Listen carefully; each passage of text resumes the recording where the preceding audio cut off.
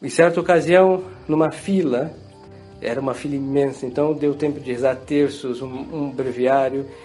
Como era desagradável o ambiente, fui rezar uns salmos para passar. E um protestante, olhando o texto, falou: isso é um salmo. Eu falei: sim. Aí ele falou: olha, eu também estou lendo um salmo. Eu falei: que bom, bem perfeito. E a conversa começa, e ele veio, primeira coisa, atacar Maria Santíssima. E lhes disse ao pobre herege: se o Senhor fosse Jesus Cristo, o Senhor faria que a sua mãe, depois de ter dado à luz, segundo tudo que o Senhor sabe que é Jesus Cristo, faria ela ser como o Senhor acha que Maria foi? Ele falou: não. O Senhor faria como? Que ela fosse imaculada, sempre virgem, que depois de terminar a sua vida ela fosse arrebatada, como os senhores gostam dessa palavra? Claro, padre, assim eu faria. Pois então, Jesus Cristo é muito melhor do que o Senhor, e Ele fez. Então as suas heresias não estão conforme ao bom gosto do melhor dos filhos para com a mãe, e quanto mais Jesus Cristo. E ele ficou a pensar, porque é assim, nosso Senhor é o melhor dos filhos que pode existir, porque é Deus. E Ele vai fazer o quê? Como o melhor dos filhos? Vai querer o bem da sua mãe, por favor? É o bem da sua mãe. Então aqui está o bem da sua mãe, que ela seja imaculada na sua conceição, que ela seja sempre virgem, e que Ele mesmo, estando como filho no útero dela, ao sair não faça ela perder nada, só pode enriquecê-la. Nós filhos fazemos nossas mães perder muitas coisas. Mas só que nosso Senhor não fez ela perder nada, Ele deu muito e não retirou nada de sua mãe. E aqui está inclusive a virgindade perpétua, que ao nascer, os santos padres explicam, nosso Senhor passou como a luz passa por um cristal sem quebrá-lo, sem rachá-lo. É um parto milagroso e nosso Senhor quis para honrar de modo singular a sua mãe. Não passará isso em outra parte, isso é singular, único. O demônio não se conformou e nunca vai se conformar com a maior das humilhações que Deus fez para ele. O homem soberbo, qualquer humilhação para ele não se pode perdoar, é imperdoável. O demônio é juntar toda a soberba de todos os homens juntos, e ainda é pouco em comparação, porque é um anjo. E ele é sumamente orgulhoso.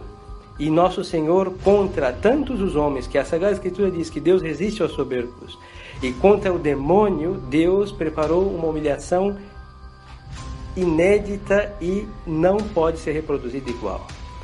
O demônio pensava que ia lutar cara a cara com Deus, e a sua derrota era certa. Ele não é idiota, ele sabe que ele ia perder, mas o orgulho de lutar contra Deus ele não perderia. Por favor, eu perdi para quem? Para Deus. Muito bem. E então ele, em alguma coisa ele ia ter um contentamento. Mas o bom Deus, querendo humilhá-lo em tudo, nosso Senhor vai fazer com que ele seja vencido por uma mulher. Nossa Senhora é mãe de Deus, a maternidade divina, mas Nossa Senhora é um ser humano, não é de divindade, não. Ela é mãe de Deus, porque a natureza, a pessoa que nasce é a pessoa divina com natureza humana e natureza divina. Então a maternidade recai sobre a pessoa, é o verbo de Deus encarnado. E nesta maternidade, a primeira coisa que o demônio vai sofrer é que existe uma mulher. E depois ele vai saber, e essa mulher é mãe do Deus que vai vencê-lo. E ele vai ter ódio a essa mulher, porque é uma honra singular. Quando ele souber que para isso, para ser mãe de Deus, Deus acumulou de graças inéditas e intransmitíveis, que é a Imaculada Conceição, nós vamos ver, e é a conclusão do nosso sermão, o demônio vai ficar furiosíssimo. E quando o nosso Senhor morrer na cruz e vai vencer o demônio como homem, porque a paixão de Cristo é a morte de nosso Senhor como homem, que vai vencer o demônio vai querer morrer de ódio, porque ele foi vencido por Deus, mas foi vencido pela humanidade de Deus. E os homens são, por natureza, inferiores aos anjos, inclusive ao mesmo infeliz espírito.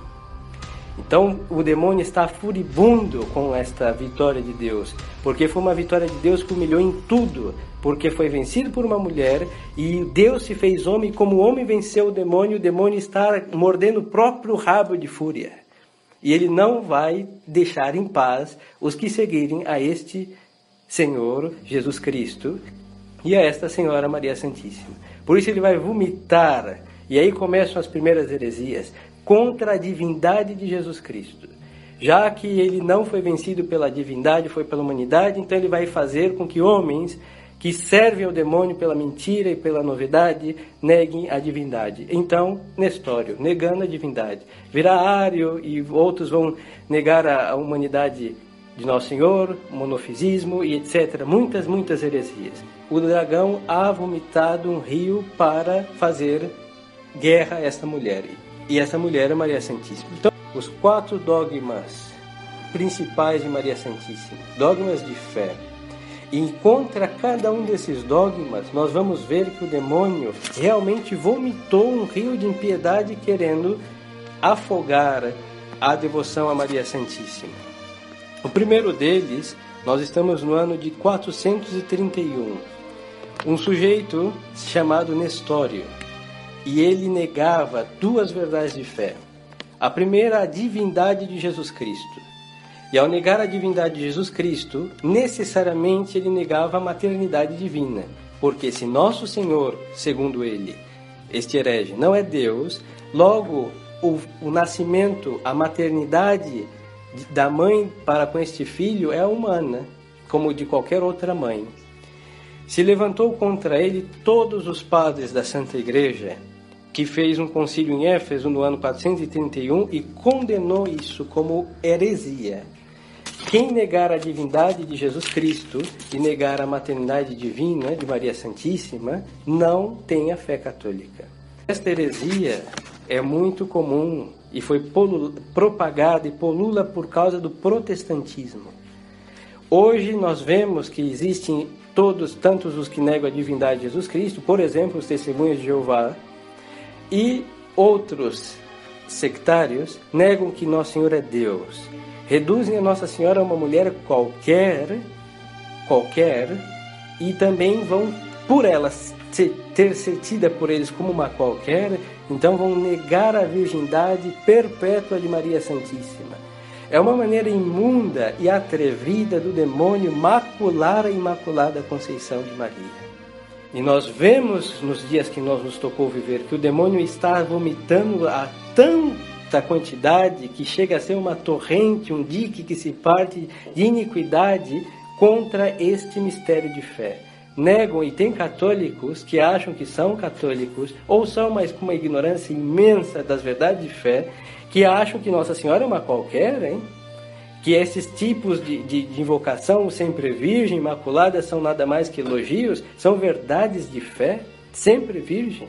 E nós devemos afirmar pelas nossas preces, com o modo de falar, com a nossa fé, assentimento, porque isso é uma verdade de fé, e se nós não cremos, nós caímos baixo um anátema do Concílio de Latrão.